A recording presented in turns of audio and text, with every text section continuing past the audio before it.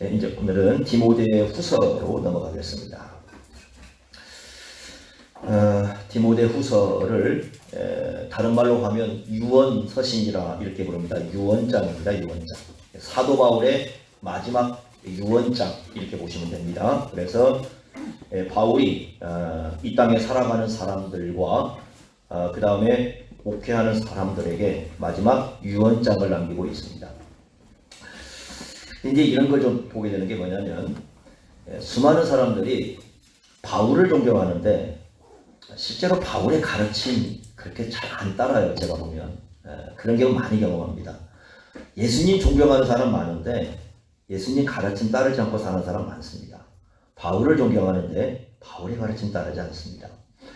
디모데후서를 보면은 바울이 자기의 죽음을 앞두고 있어요. 그래서 유언장 같은 말씀을 하는데 이 말씀에 좀 우리가 많은 귀를 기울여야 되는데 교회들이 별로 귀를 기울이지 않다는 생각을 많이 하게 됩니다. 그 이유를 여러분들이 좀 보면 알 거예요.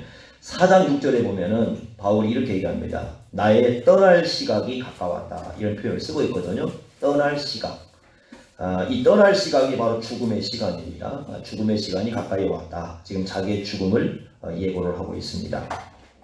이때가 네로 황제 때 로마에서 핍박이 시작되는 네로 황제 시기입니다. 주 64년쯤에 로마가 대화재가 발생을 합니다.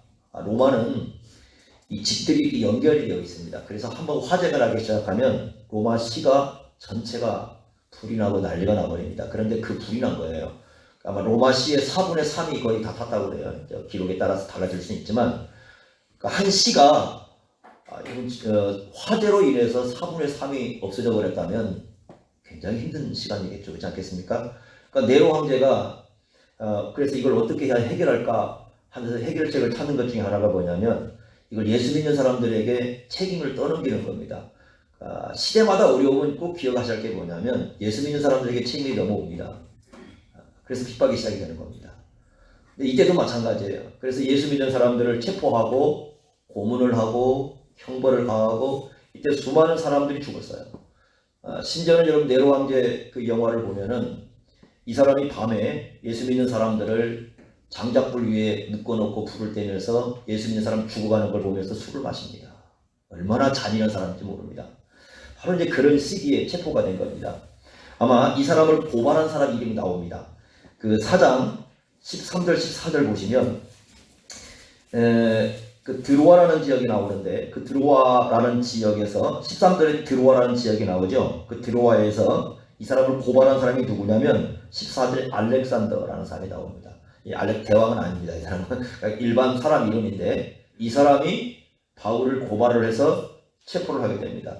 네로 황제가 68년에 죽어요. 68년에 자살로 죽습니다.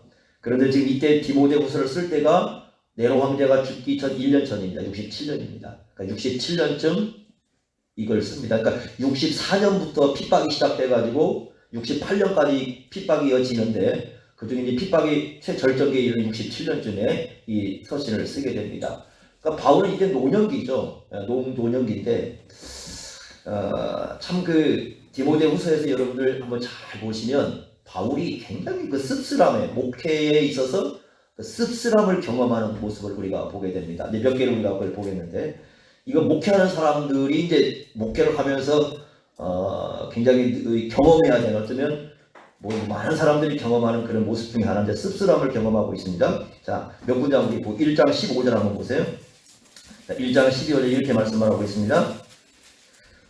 아시아에 있는 모든 사람이 여기 아시아라고 하면 이렇게 생각하시면 돼요. 에베소가 중심이다. 에베소로 생각하시면 됩니다. 에베소가 아시아의 수도이기 때문에 아시아라는 곳은 에베소로 생각하시면 됩니다. 그러면 에베소는 어떤 곳입니까? 바울이 3년간 가장 열정을 쏟아부어서 복음을 전한 곳이 에베소예요. 그죠? 그래서 자기의 모든 말씀을 쏟아부은 곳입니다. 이 에베소라는 지역은 3년간 사역을 했어요. 그런데 어떤 일이 발생했냐면 그 에베소에 있는 중심적인 사람들이 뭐라고 되냐면 나를 버렸다. 버림을 경험을 합니다. 이럴 수 있나요? 그렇게 생각할지 모르겠지만 이 아시아에 있는 사람들이 바울을 버립니다. 충격적인 일이죠. 그런데 그 주동자 이름이 나오죠. 누굽니까? 부겔로와 허무게네입니다. 이 두 사람이 주동자입니다. 그래서 이 두 사람이 주동자가 되어서 그 아시아의 에베소의 교회를 중심으로 해가지고 아마 바울이 체포를 당하자, 그러니까 그 체포를 당하지 않습니까? 그때에 바울로부터 등을 돌린 것 같아요. 그래서 여러분들이 보시면 3장에 보시면 3장 4절에 뭘 얘기하고 있냐면 배신을 얘기합니다. 다시 말하면 배신을 당한 거예요. 그토록 자기가 쏟았던 사람들, 그 마음을 쏟고 모든 시간을 쏟아 부어서 말씀을 전했던 사람들이 배신을 하는 그 배신을 경험합니다. 자, 또 4장 16절 한번 가보세요. 4장 16절에 보면 이런 얘기합니다. 여기도 이제 배신 얘기 같은데 여기 좀 달라요. 상황이 이렇게 얘기합니다. 내가 처음 변명할 때, 이 변명이라는 말은 뭐냐면 법정에 신문을 받는 거예요. 지금 예수 믿는 그때 잡혔잖아요. 감옥에 가서 이제 가기 전에 잡혔는데 그 잡혀서 신문을 받습니다. 그게 이제 변명이라는 말인데 여기는 이제 누가 버리냐면 지금 로마에서 재판을 받는 거 아닙니까? 근데 로마에 있는 교인들이 바울을 버려요. 충격적이지 이것도. 그 로마에 있는 사람들이 나와가지고 바울을 변호를 해줘야 되잖아요. 신문을 하면. 그러니까 지금처럼 변호사를 이렇게 쓰는 게 아니고 옛날에는 어떻게 하는 거냐면요.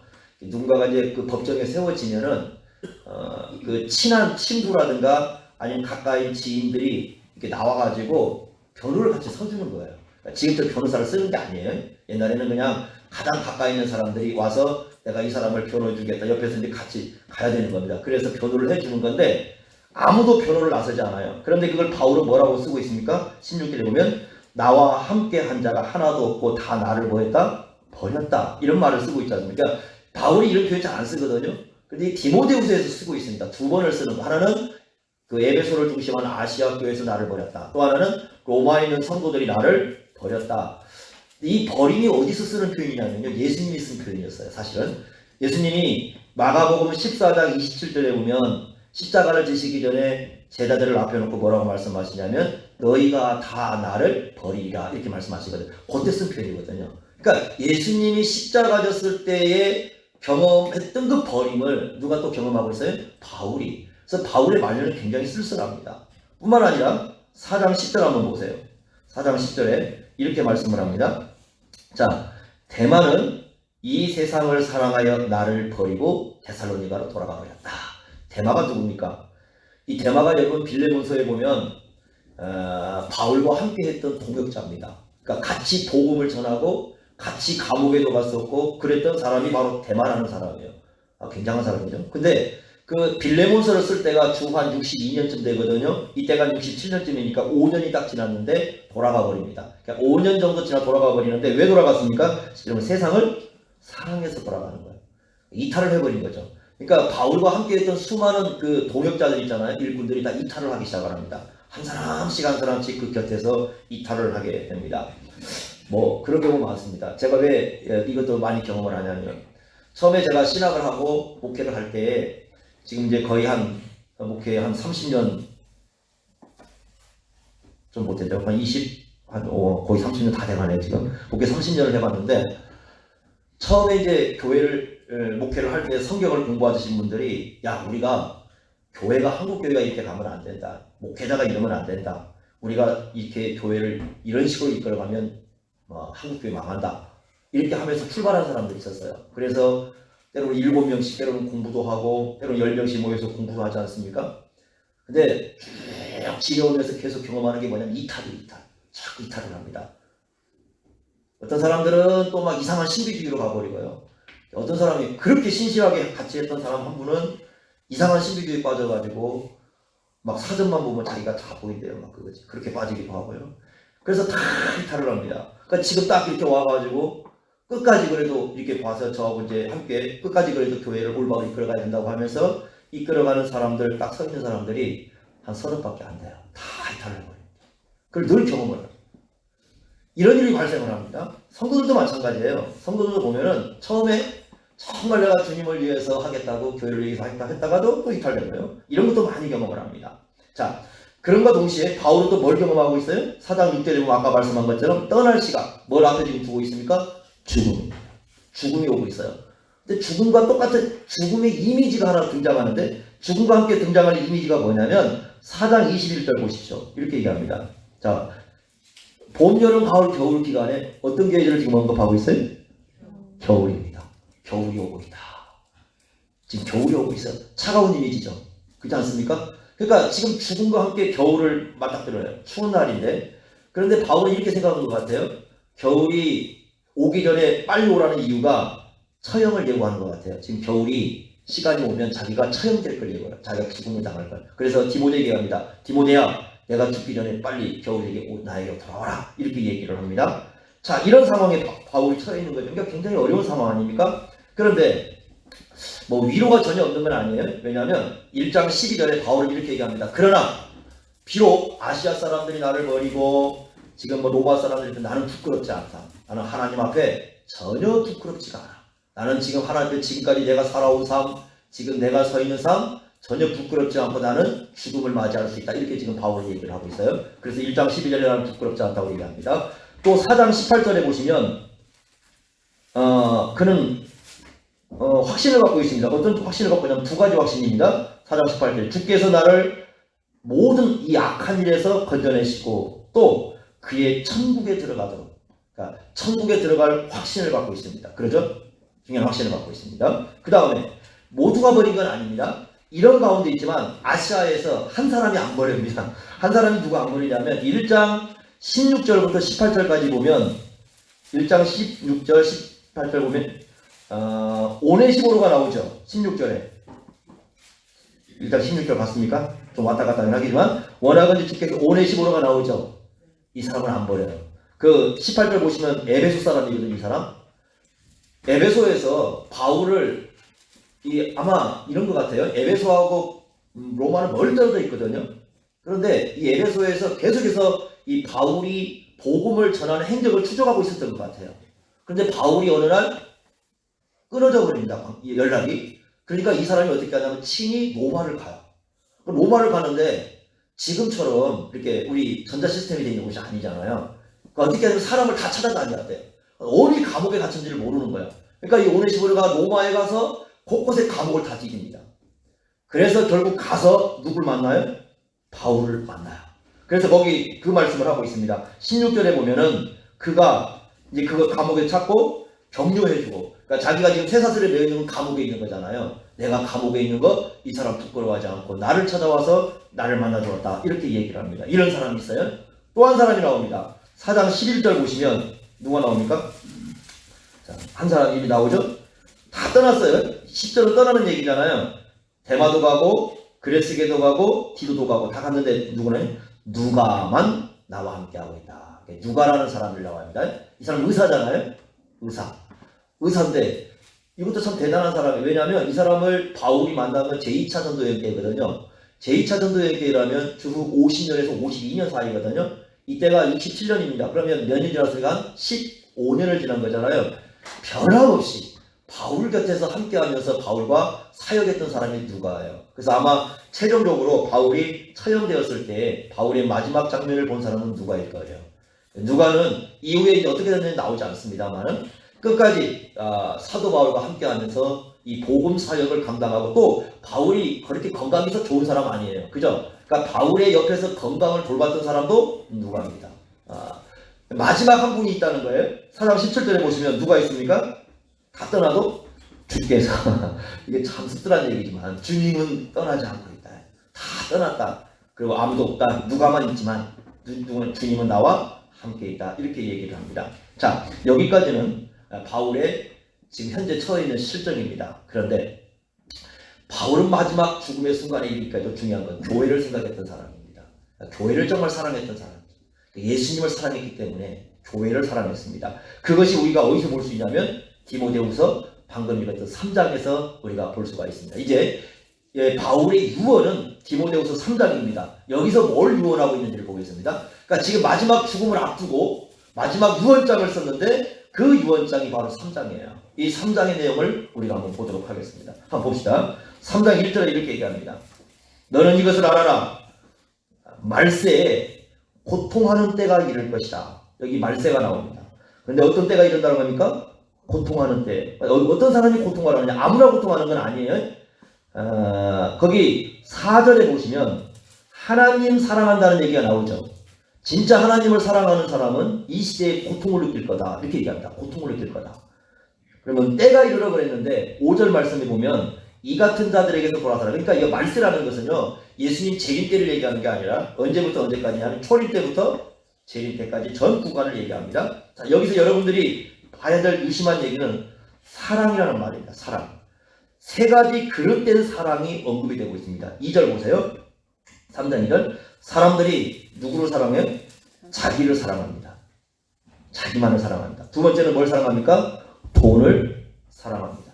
자, 두 가지 사랑을 얘기했어요. 자, 세 번째는 4절 가보십시오. 4절이 이렇게 말씀합니다. 배신하며 조급하며 자만하며 뭘 사랑해요? 쾌락입니다. 여기 쾌락이라는 말 이렇게 쓰시면 됩니다. 자기 행복이라고 쓰시면 됩니다. 쾌락이라는 말이 막 이상하게 막 어디 막 가서 빠지는 그런 게 아니라 자기 행복이에요. 그러니까 지금 세 가지 사랑에 빠진다는 거죠. 하나는 자기 사랑, 두 번째는 돈 사랑, 세 번째는 자기 행복 추구. 이 세 가지에 빠지게 되죠. 그런데 이 중에 제일 먼저 지금 내놓고 있는 게 뭐예요?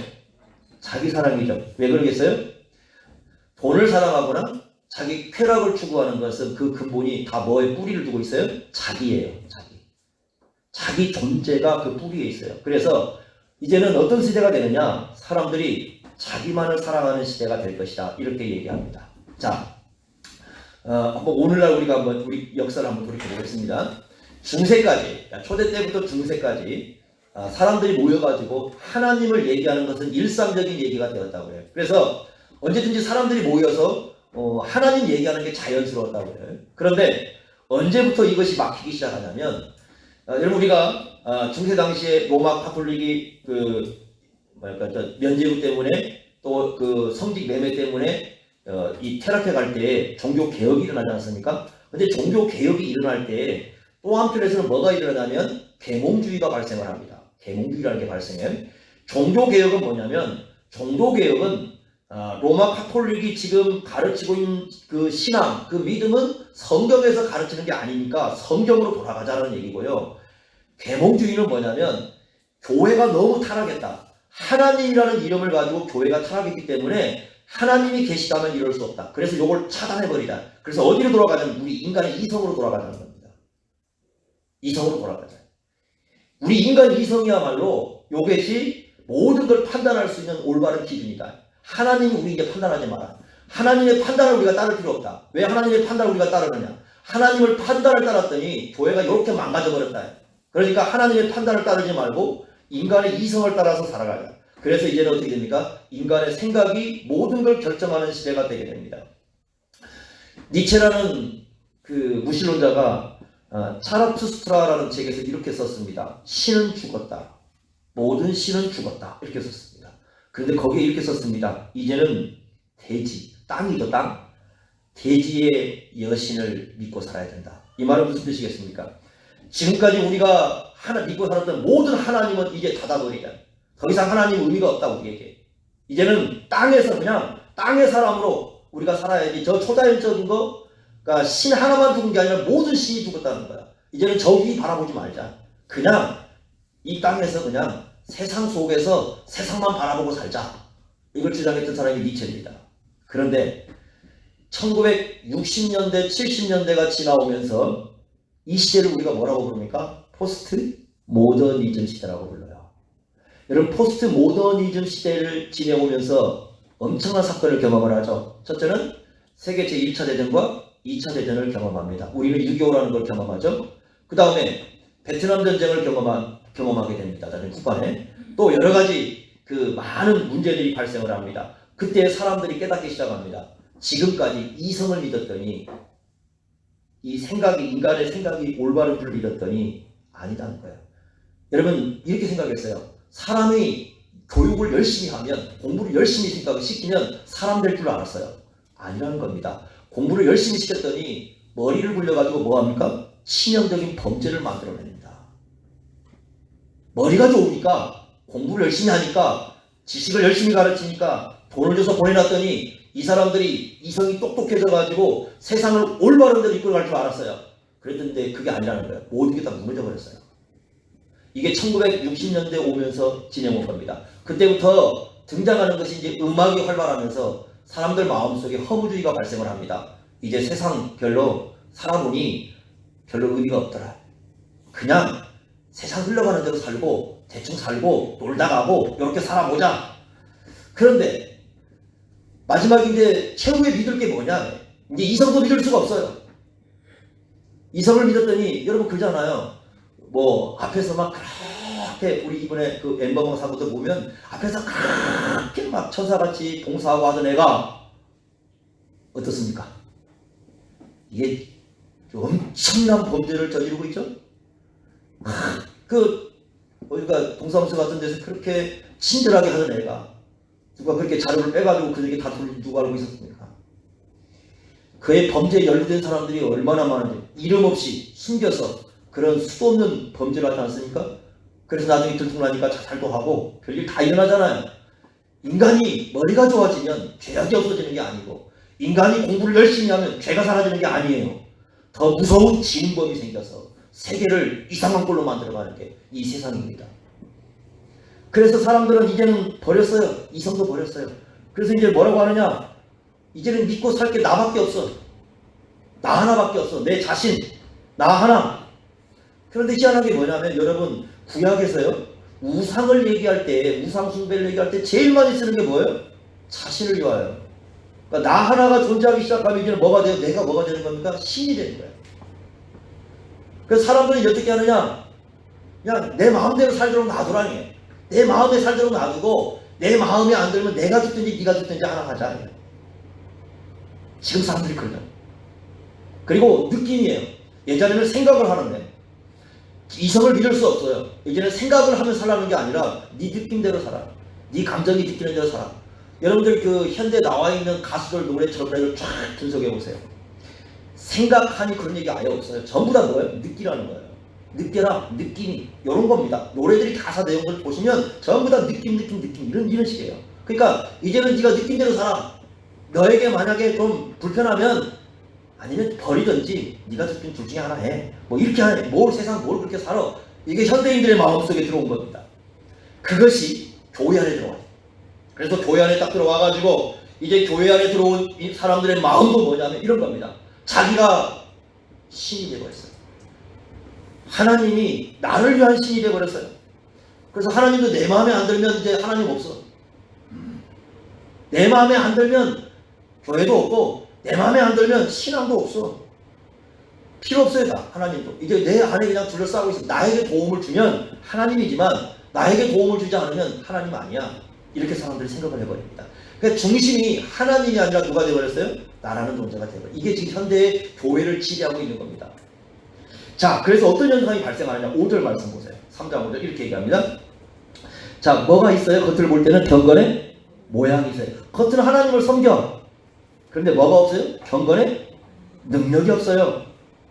자, 겉은 예배를 해요. 근데 예배하는 사람의 실질적인 삶의 모습이 안 드러나죠. 시골에 가면 호두라는 거 여러분, 호두라, 호두 요즘 헷갈려서 맨날 가면 시골 가면 호두라고 부르는데 책을 보면 시골 가면 저거 추자 뭔가 아시죠? 추자라고 하는데 책을 보니까 호두예요. 이게 뭔지 잘 모르겠어요. 그런데 그 보면은 이렇게 달려 있잖아요. 따가지고 이렇게 한 번씩 보면은 멀리서 볼 때 저 안에 보면 알맹이가 있는 것 같아요. 따가지고 와서 껍질 벗겨서 그러면 뭔가 이렇게 무게가 좀 틀릴 때 딱 까보면 어때요? 다 말라가지고 아무것도 없어요. 겉은 뭐예요? 껍질은 호두잖아요. 겉으로 볼 때 신앙이 있어요. 겉으로 볼 때 예배도 드리고 하나님도 얘기하고 있는 것 같아요. 실제로 딱 까보면 뭐예요? 알맹이가 없어요. 예수님이 계셔야 돼요. 다 잃어도 그 안에 예수님이 계셔야 돼요. 이 예수님이랑 알맹이가 딱 있어야 되는데 그게 없어요. 그러니까 여러분 보세요. 그 특징이 뭔지 아세요? 가벼워요. 그죠? 호두가 안에 안 들어있으면 가벼워요. 알맹이가 없으면. 알맹이가 있으면 좀 무게가 있죠. 사람들이요 어느 순간에 신앙이 가벼워졌어요. 예수님을 잃고부터 그렇게 됐어요. 그래서 경건의 모양은 있지만 경건에 뭐가 없어요? 능력이 없어요. 자, 그래서 어떻게 된 줄 아십니까? 6절에 한번 예를 하나 쓰고 있습니다. 이런 사람이 예를 하나 쓰고 있는데 이렇게 얘기합니다. 6절, 그들 중에 남의 집에 가만히 들어가서 어떤 여자를 유인하는 자들이 있다. 유인한다는 건 뭐냐면 덫을 이렇게 놓는 거예요. 덫을 딱 놔가지고 끌고 가는 거예요. 근데 그 여자는 죄를 중히 지고 여러 가지 욕심에 끌림 받아서, 그러니까 그 마음의 중심에 뭐가 있어요? 욕심이라는 거예요. 나라는 존재가 있어요. 그러니까 어떻게 되느냐? 7절 무서운 말씀입니다. 이게 7절 말씀 함께 읽어보겠습니다. 시작. 항상 배우나 끝내 진리의 지식이 이룰 수 없느니라. 이게 문제예요. 여러분, 이게 진리의 지식은 예수님을 아는 지식이에요. 그런데 항상 뭐 하고 있어요? 이 사람들 배우고 있어요. 배우는데 끝내는 어디에 못 가요? 예수님을 아는 지식에 못 가요. 왜 그런 것 같아요? 앞에 답이 있습니다. 말씀이 들려올 때 취사 선택을 해요. 내가 선택을 합니다. 어떻게 선택을 하느냐? 아까 3장 2절에 자기 사랑하고 돈을 사랑하고 4절에 쾌락을 사랑한다고 그랬잖아요. 어떻게 하면 이런 겁니다. 자아가 중심에 있으니까 돈에게 내가 돈 버는데 도움이 되면 받아들이고 돈 버는데 도움이 안 되면 안 받아들여요. 또 쾌락이라고 했으니까 자기 행복을 북돋아주는 데는 받아들이는데 행복이 아니라고 생각하는 것은 안 받아들여요. 그러니까 모든 걸 누가 결정해요? 자기가 결정해요. 그래서 어느 순간에 기독교 신앙도 버리게 되는 이유가 요것이 안 되니까 그래요. 여러분, 한국 교회가 한때 확 부흥했다가 안 돼버리잖아요. 그 근본적인 이유가 뭐예요? 돈이 안 되는 거예요. 옛날 기독교가 부흥할 때는 기독교 하면 항상 미국 사회를 생각했고 미국과 함께 생각했던 게 뭐예요? 돈이었어요. 예수 믿으면 돈이 벌리고 경제가 벌리고 세상에서 떵떵거리고 잘 살고 그렇게 되더라. 이게 옛날에 1960년대 70년대 전했던 복음 아니에요? 그런데 이게 어떻게 됐습니까? 돈이 벌렸어요. 돈이 벌리고 나니까 더 이상 의미가 없어, 그 얘기가. 그렇죠? 돈을 벌수록 뭔 의미가 있겠어요, 이제 하나님이? 그러니까 이제 더 이상 누구 안 찾아요? 하나님? 찾을 필요 없는 거죠. 그때부터 기독교는 하향세를 걷기 시작을 합니다. 이게 현대 기독교가 지금 걸어가는 모습입니다. 자, 그리고 이제 교회는 어떤 사람들을 좋아하느냐? 4장 3절 한번. 4장 3절 이렇게 얘기합니다. 때가 이르니 사람이 바른 교훈을 받지 않으며, 그다음에 뭐라고 되어 있어요? 귀가 가려워서 자기의 사욕을 따를 스승을 많이 두고. 이게 무슨 말이냐면, 여러분 귀 간지럽잖아요. 귀 간지러울 때 뭐 어떻게 해야 긁잖아요. 그러니까 귀가 가려운다는 말은 자기 귀를 긁어주는 사람이죠. 그러니까 자기 귀를 긁어주면 어떻습니까? 귀 있게 파주면 자기가 파는 것보다 남이 파주면 훨씬 더 어때요? 시원하죠. 그러죠. 그러니까 그런 얘기예요. 자기 마음을 시원하게 해줄 사람만 찾는 거야. 이게 하나님의 말씀인지 하나님의 진리인지가 중요한 게 아니라 자기 행복을 추구하게 해주는 건지, 자기의 어떤 그 돈을 많이 벌게 해주는지, 그렇게 자기 귀를 이렇게 즐겁게 해주는 있잖아요. 그런 사람을 자기 스승으로 두는 거예요. 그러니 어떻게 되겠습니까, 교회가? 자, 이렇게 됐습니다. 이럴 때 바울이 이런 얘기를 합니다. 이게 디모데후서에서 이제 나오는 유일한 이 표현인데 3장 14절 보세요. 자, 이제 바울이 이런 시대 속에서 어떻게 살아야 되는가를 딱 얘기를 해줍니다. 이게 중요한 거예요. 여러분 아마 많이 들었던 말씀이니까 여기서 이렇게 얘기합니다. 14절 이렇게 합니다. 그러나 너는, 그러니까 다 그렇게 갈지라도 디모데에게 하는 얘기입니다. 그러나 너는 그렇게 살지 말아라. 너는 그렇게 살아서는 안 된다. 이렇게 얘기합니다. 너는 그렇게 살아서는 안 돼. 왜 그렇게 살아서는 안 돼요? 4장 8절에 의로운 재판장이 기다리고 있습니다. 우리의 삶의 마지막 끝에서 우리를 재판하실 의로우신 재판장이신 그분이 우리를 기다리고 있습니다. 누구십니까? 예수 그리스도가 기다리고 있어요. 예수님이 기다리고 있으니까 네가 그 앞에 가 서야 돼. 너 그 앞에 서야 된다면 너 세상 사람들처럼 살면 안 돼. 자기밖에 모르고 돈밖에 모르고 자기 행복밖에 모르고 이런 삶을 살아가면 너의 인생은 의미가 없어. 그렇게 살면 안 돼. 바울이 이렇게 경고합니다. 그래서 뭘 얘기합니까? 아까 얘기했던 3장 5절에 보면 경건의 능력이죠. 그 경건의 능력의 답이 뭐냐면 15절과 17절이에요. 바로 뭘 얘기합니까? 성경.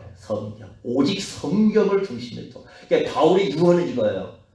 디모데에게 교회에게 하는 얘기가, 너희들이 결국 궁극적으로 너희들이 믿고 따라갈 게 뭐다? 성경이야, 성경. 우리가 뭘 따라가는가를 생각을 해요. 성경이 너희들 중심에 있어야 돼. 그죠? 그래서 유언을 하는 겁니다. 여러분, 바울이 4장 1절에 2절에 디모데에게 이렇게 합니다. 하나님 앞과 살아있는 자와 죽은 자를 심판하실 그리스도 예수 앞에서 그가 나타나실 것과 그의 나라도 엄히 명하노니 2절에 너는 말씀을 뭐하라? 전파하라. 때를 얻든지 못 얻든지 항상 힘쓰라. 이것이 여러분 전도 얘기하는 거 아니에요. 우리는 좀 전도로 보지만 전도가 이게 아닙니다.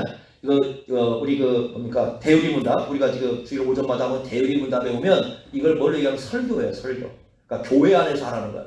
교회에서 때를 얻든지 못 얻든지 항상 말씀을 전파하라 그러는데 이 말씀은 바로 뭐예요? 3장 15절부터 17절까지 얘기하는 성경이에요. 성경. 성경을 중심에 두고 살아야 된다. 시대가 어떻게 가든지 우리가 중심에 두고 살아야 할 것은 성경이다 이렇게 말씀합니다. 그래서 성경은 두 가지를 얘기합니다. 첫째는 3장 15절에 뭐라고 얘기하면 이렇게 얘기합니다. 또 어려서부터 성경을 알았나니 성경은 능히 너로 하여금 그리스도 예수 안에 있는 믿음으로 말미암아 뭘 줘요? 구원에 이르는 지혜를 줍니다. 우리가 구원을 누구로 말미암아 받죠? 예수로 말미암아. 그러니까 성경은 예수를 얘기해 주는 책이고 성경을 알면 우리가 구원에 얻는 지혜를 얻게 되는데 그 지혜는 누구를 알아? 예수를 아는 거예요. 아까 말씀을 드린 것처럼 항상 배우지만 진리의 지식에 이르지 못한 그 진리의 지식이 누구라고 그랬어요? 예수를 아는 지식이에요. 그러니까 성경을 우리가 제대로 배우면 여러분 구원에 있어서 헷갈릴 일이 없어요. 예수 외에 다른 구원 얘기하는 거 따라갈 일이 없어요. 아 정말 예수님만이 우리의 구원이구나. 이분만이 우리를 바울이 얘기한 것처럼 우리를 그의 천국에 이끌 분이구나. 그의 천국에 그죠? 그의 천국으로 4장 18절에 얘기한 것처럼 그의 천국으로 하나님의 천국으로 하나님의 나라로 우리를 이끌 분은 예수밖에 없구나. 이걸 첫 번째로 알게 됩니다. 두 번째 중요한 게 뭐냐면 이게 우리 한국교회에서 놓치는 거예요. 17절 보십시오. 이는 뭐라고 되어 있습니까? 하나님의 사람으로 온전하게 하며. 하나님의 사람이라는 뜻은 뭐냐면 하나님께 속한 사람 이런 뜻이에요. 앞에 지금 구원에 이르는 지혜를 줬죠. 누굴 믿게 됩니까? 예수 믿게 되잖아요. 예수님을 믿는 사람을 다 뭐라고 불러요? 하나님께 속한 사람 이렇게 되는데 그 사람을 어떻게 해주신다고요? 온전하게 해주신다. 온전하게 해줘요. 온전하다는 말은 적합하다. 하나님이 쓰시기에 적합한 사람이 되도록 한다. 이렇게 말씀을 합니다. 자, 성경이요. 앞에서는 구원으로 갔다가 이제 뒤에서는 누구로 지금 초점을 맞추고 있죠? 사람이죠. 여기 중요한 거죠. 여러분 성경을 제대로 알게 되면 교회는 초점을 잃으면 안 됩니다. 성경을 제대로 알게 되면 우리가 말씀을 제대로 알고 예수를 제대로 알게 되면 우리의 초점이 어디로 쏠리게 되어 있습니까? 바로 사람입니다. 사람입니다. 하나님의 사람으로. 그래서 바울은 성경과 사람을 연결을 시켜놓고 있습니다. 자, 이거 굉장히 중요한 겁니다. 우리 한국교회가 뭘 잃어버렸는지를 생각을 하셔야 됩니다. 교회는요. 칼빈은 기독교 강요에 이렇게 썼습니다. 하나님을 알 때 나를 알고 나를 알 때 하나님을 알 수 있다. 이걸 뒤집어놓고 읽었습니다. 교회가 하나님을 잃어버리면 사람을 잃어버립니다. 사람을 잃어버려요. 교회가 하나님이 실종돼 버리면 사람도 실종이 됩니다. 사람이 안 모였다는 게 아니에요. 어떤 곳에는 수만 명이 모이는데 수만 명이 모일지라도 사람이 실종돼 버립니다. 이게 굉장히 중요한 문제입니다. 여러분들이 마가복음 2장 27절에 안식일날 사람을 먹는 문제가 등장을 하죠. 먹고 고치고 이런 일이 발생하죠. 그때 바리새인들이 계속 예수님을 향해서 됐으니까 비난을 했죠. 그때 예수님이 이런 말씀을 합니다. 안식일이 사람을 위해서 있는 것이지 사람이 안식일을 위해서 있는 것이 아니다. 안식일이 초점이 아니라 안식일에 누가 초점이다? 사람이다. 예수님께서는 안식일을 계속 고치셔요. 사람을 회복시키셔요. 그런데 바리새인들은 예수님을 향해서 왜 안식일을 안 지키냐고 비판을 합니다. 안식일 자체가 바리새인들은 소중했지만 예수님에게는 안식일이 중요한 게 아니라 누가 더 중요했어요? 사람이 중요했어요. 그래서 예수님은 하나님 나라 일을 하고 다니셨는데 사람을 만나시고 사람을 대하시고 사람 앞에 회복을 시키는 일을 하십니다. 이게 예수님의 일이었어요. 마가복음 5장 1절부터 20절을 보시면 귀신 들린 사람이 있습니다. 귀신 들린 사람이 쇠고랑을 차고 무덤가에 살고 그렇게 살고 있습니다. 예수님은 그 한 사람을 찾아가십니다. 모든 사람들이 피하는 사람인데 예수님은 그 사람을 찾아가셔서 그 사람의 쇠고랑을 끊어버리십니다. 귀신을 몰아내 주십니다. 이 사람의 온전하지 못한 정신을 돌아오게 만드십니다. 그런데 그 한 사람이 돌아오는 데는 돼지떼 22,000마리가 죽어야 됐습니다. 사람들은 예수님 떠나라고 합니다.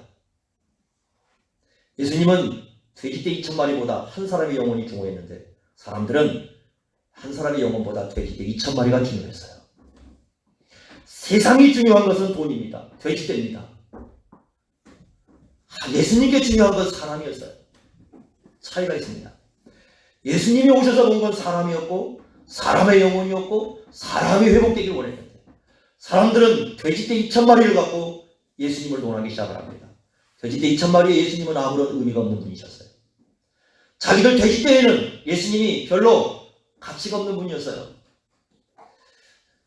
귀신 들려서 미쳐서 정상적인 삶을 살지 못한 한 영혼에는 예수님이 정말 필요한 분이었지만 자기들이 키우는 돼지떼에는 예수님이 아무런 의미가 없는 분이셨어요. 그래서 예수님께 뭘 요청합니까? 떠나 달라고 요청을 합니다.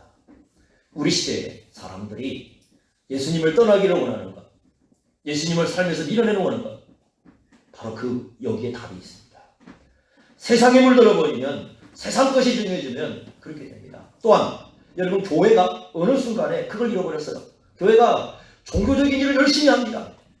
뭔가 어떤 교회 안에 프로그램이 있으면 그 프로그램 열심히 뛰어다닙니다. 자신이 좋아하는 거 있으면 열심히 합니다. 정작 하나님이 관심을 가졌고 예수님이 관심을 가졌던 사람들에 대해서는 관심이 없어요. 이게 현대 교회가 망해가는 겁니다.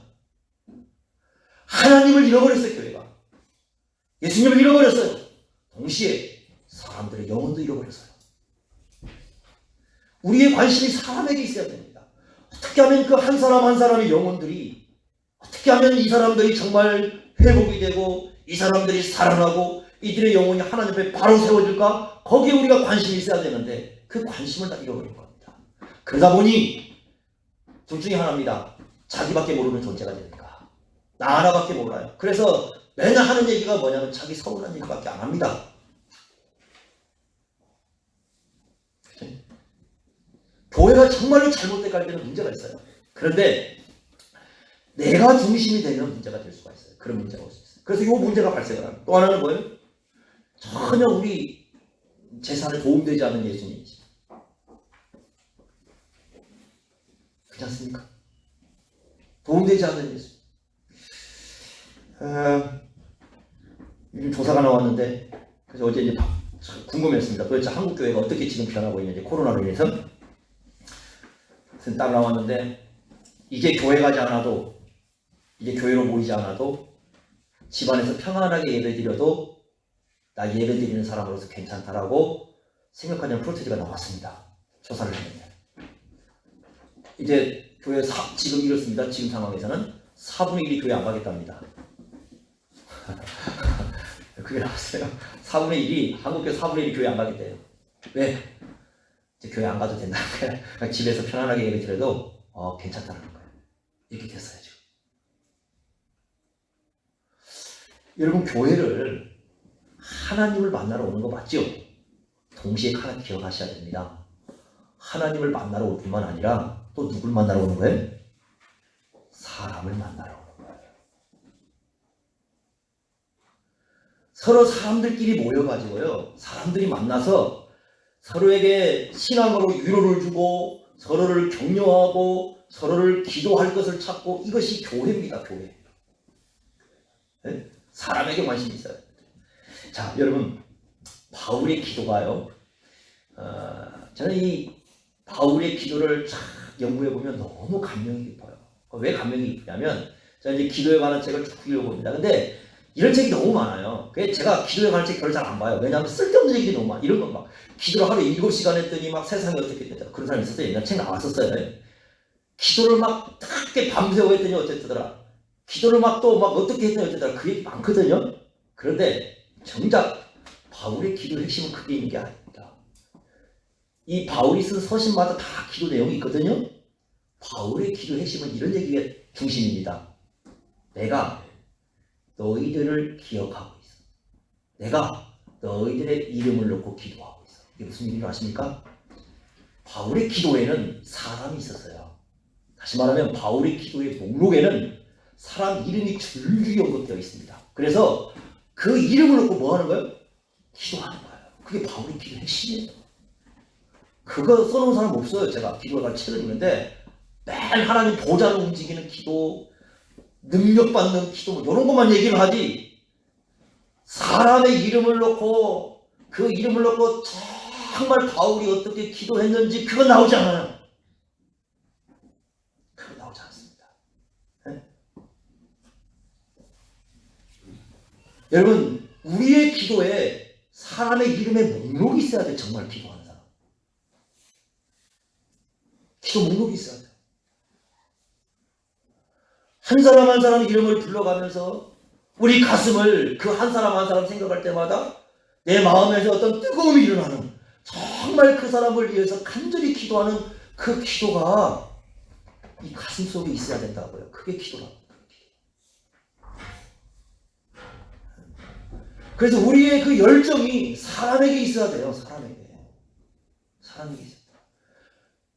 제가 요즘에 이제 전에는 그래도 기억력이 괜찮아가지고 그 사람 이름을 다 기억을 했거든요.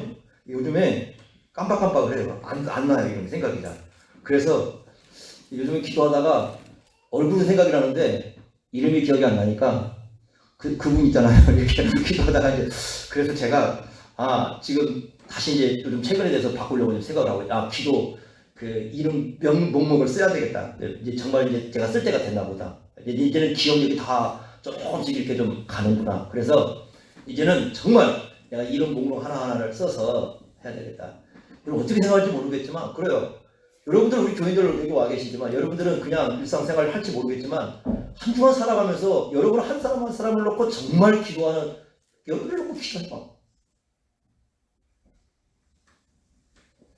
제가 그 많은 사람들의 간증을 보면요 이런 게 있어요. 어떤 한 사람이요 삶을 살아갈 때 나중에 깨달아요. 그걸. 자기가 그 많은 삶의 위기 속에서 살아오게 된 그 바탕에 보면 누군가가 그 사람을 위해서 뭐 한 게 있었어요? 기도하는 게 있었어요. 자기가 잘나서 산 것처럼 생각이 있어요. 먼 날 돌이켜보니까 그게 아니더라는 거야. 사람들이 그걸 잃어버려요. 그걸 잃어버려요. 우리는 여러분들이 여기 들어오는 순간 기도합니다. 제가 대형교회 해봤잖아요. 대형교회 했었어요. 그런데 여러분 대형교회 때는 그때 부끄러운 고백이지만 저 그때 계획을 놓고 기도 안 씁니다. 기도 될 것 같아요? 안 됩니다. 어떤 사람만을 위해서 기도하는 둘 중에 하나입니다. 자기에게 잘한 사람이든지 자기를 괴롭히든지 둘 중에 한 사람을 놓고 기도합니다. 대형교회 있을 때는 그래요. 나머지는 대중입니다. 그런데 교회를 개척해놓고 그래서 제가 나오려고 하는 교회를 대형교회를 과감하게 포기한 이유 중에 하나가 그런 거죠. 목회가 아니더라고요. 이게 목회가 아니에요. 영혼에 대해서 대중으로 보이지 한 사람 한 사람 안 보여요. 그래서 이건 목회가 아니야. 한 사람을 기르더라도 정말 그 사람을 하나님의 사람으로 길러야 되는 게 이게 목회지 어떻게 그게 목회겠냐. 그래서 해서 이제 개척을 했어요. 그런데 개척을 하고부터는 이제 정말 사람이 한 사람 한 사람이 보이는 거죠. 그래서 한 사람 한 사람 이름을 놓고 기도합니다. 그 사람 교회에 올 때부터 시작해서 어느 때든지 그 사람을 놓고 기도를 하는 거죠. 그 사람이 그동안에 교회를 안 나오면 다 알아봐요. 본인에게 안 물어봐도 다 알아봅니다. 뒤에서 다 해서 알아보게 합니다. 왜 그래요? 기도하는 겁니다. 그 사람. 바울이 이렇게 기도를 해야 그 사람의 영혼이 정말 하나님 나라 백성으로 바로 서기를 원할 수 있는 거예요. 저와 여러분들이 생각해야 할 게 바로 그분입니다. 우리의 기도의 목록 속에는 누가 있을까? 그냥 뭐 열심히 하다라는 게 아니라 우리의 기도의 목록 속에 사람이 있을까? 누가 우리의 기도가 됩니까? 바울은 희한하게 성경의 중심도 하나님의 사람으로 가는 거예요. 이게 정말 중요한 거예요. 그래서 여러분이요 그거 생각하셔야 됩니다. 성경은 우리를 사람으로 키워냅니다. 성경은 우리를 사람으로 키워내. 그렇다면 여러분 우리가 정말 기도하는 사람이라면 그래서 그 사람이 왜 하나님의 말씀을 그토록 알기를 원하느냐? 하나님의 말씀만이 영혼을 살리는 거고요. 하나님의 말씀만이 사람의 생명의 의미를 부여해 주는 거고요. 하나님의 말씀만이 삶의 목적을 가르쳐 주는 거고요. 하나님의 말씀만이 공허한 사람들의 마음을 채워주는 거고요. 하나님의 말씀이 자아 속에 자아라는 감옥에 갇혀있는 사람을 끄집어내는 거고요. 하나님의 말씀이 그 사람의 인생을 의미 있게 세워주는 겁니다. 그래서 그 사람들을 향해서 하나님의 말씀이 이렇게 부여되길 원하는 거예요. 이게 바울의 유언장이에요. 유언장. 디모데에게 얘기합니다. 너의 관심을 누구에게 쏟아라? 하나님의 사람들에게 쏟아라. 이 말씀을 여러분 깊이 새겨 들읍시다. 우리의 교회를 살리는 길이 여기 있습니다. 그래서 우리가 이런 말씀을 깊이 생각하시면서 정말 구원에 이르는 지혜, 여러분 우리가 성경에 중요하죠. 동시에 하나님의 말씀이 우리를 하나님의 사람으로 키운다는 것을 기억하시면서 이 하나님의 말씀을 우리의 중심 속에 두시고 이 세상을 살아가시기 바랍니다. 이게 누구의 유언을 잘 지키는 거예요? 바울의 유언을, 사도 바울의 유언을 제대로 지키는 거예요. 그러면 먼 훗날 의로우신 재판장 앞에 섰을 때 주님께서 저와 여러분들을 잘했다 칭찬하실 겁니다. 꼭 이 말씀을 기억하시기를 바랍니다. 기도하겠습니다. 하나님 아버지, 오늘 주신 말씀 또 생각해 봅니다. 사도 바울이 자신의 생을 마지막 끝내면서 유언장을 남겨주는데 이 어두운 세대 속에서 어떻게 사는 것이 정말 주님을 기쁘시게 하는가를 가르쳐줍니다. 세상이 다 자기 사랑과 돈 사랑과 쾌락 사랑으로 빠질 때 하나님을 사랑하는 길을 가르쳐 주시되 주의 말씀을 따라서 걷도록 하십니다. 하나님 아버지, 저희들이 이렇게 주의 말씀을 따라 걷게 하시고 우리의 마음속에 또한 한 사람 한 사람의 이름이 새겨져서 우리의 심장을 열었을 때 우리의 심장 속에 우리가 기도하는 수많은 사람들의 이름이 기억되는, 또 기억되어 있고 그것이 드러나는 삶을 주 앞에서 살기를 소원합니다. 그래서 하나님 아버지, 우리의 삶이 정말 주 앞에서 의미 있는 길을 걸을 수 있도록 인도하여 주옵소서. 예수님의 이름으로 기도드리옵나이다. 아멘.